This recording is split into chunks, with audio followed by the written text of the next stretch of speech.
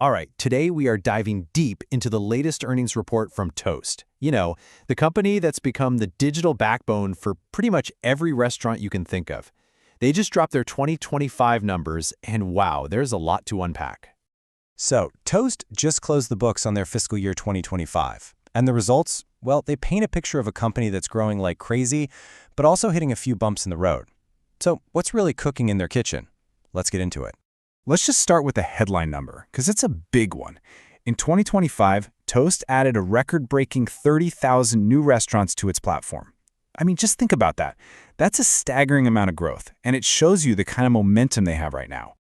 And it's not just about signing up new spots. Their annualized recurring run rate, or ARR, blew past $2 billion. Now, the easiest way to think about ARR is like the company's guaranteed predictable salary for the year from all its subscribers. And a 26% jump from last year, that means that salary just got a massive raise. Okay, but this is where the story gets a little more complicated.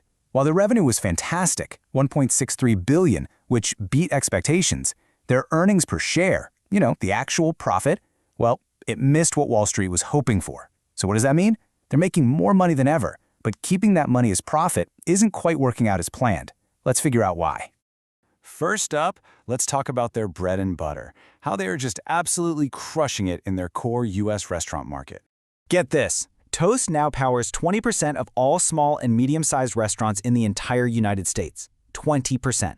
And to put that into perspective, they've almost doubled that market share in just the last 3 years. That's not just growth, that's a land grab. And we're not just talking about new restaurants opening up. They're flipping huge, established players. Take Carmine's in New York City, a legendary spot doing over $40 million in sales a year.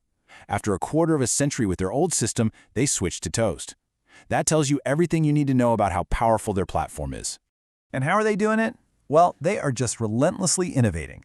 In 2025 alone, they rolled out over 500 new features, things like a new handheld device for servers, AI-powered customer support, and even new advertising tools for restaurants. This constant improvement is exactly how they stay ahead of the pack. But here's the thing, winning their home market just isn't enough. Toast is looking at new frontiers, and they're ready to expand the empire. And you know what? The expansion plan is working big time.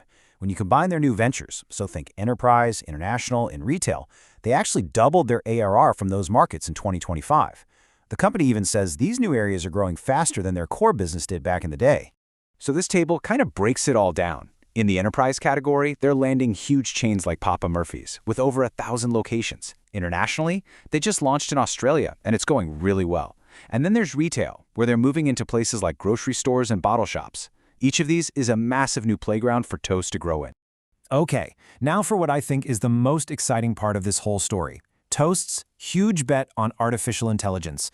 This is where things get really futuristic. So, meet Toast IQ.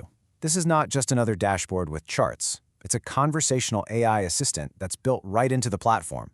A restaurant owner can literally just ask it, "Hey, why was I so slow on Thursday nights last month?" Or tell it, "Add the new seasonal specials to the dinner menu." It doesn't just analyze data, it takes action for you.